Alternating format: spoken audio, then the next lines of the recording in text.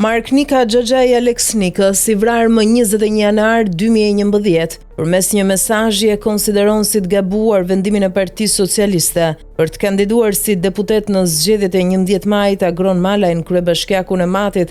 Mark Nika ka dërguar një mesazh ku i kërkon gazetarit Sokol Balla të pyes sekretarin e përgjithshëm të Partisë Socialiste Blendi Klosi nëse Agron Malaj, ish komandanti i grupit të zjarrit, më 21 janar do kandidoj për deputet në Partinë Socialiste më 11 maj. Kam një mesazh nga Mark Nika, që është Xhaxhai Alex Nikës, vrarë më 21 janar 2011. Mirëmbrëma Sokol, mundësisht nëse mund ta pyesni zotin Klosi, se a është e vërtet se Agron Malaj, ish komandanti i grupit të zjarrit më 21 janar, a është kandidat për deputet i Partisë Socialiste?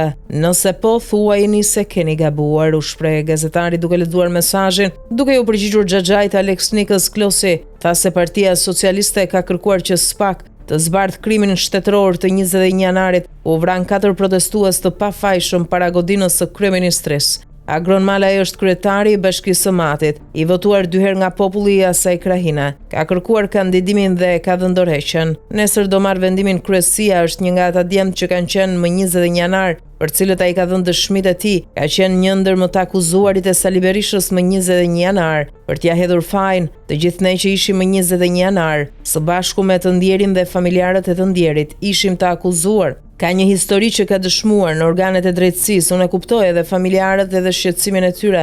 Është një nga kërkesat tona zbardhja e 21 janarit. Tani me sa duket SPAK, mbase edhe me provat e reja që ka marrë, po bën edhe një vlerësim të fundit, thot Klosi.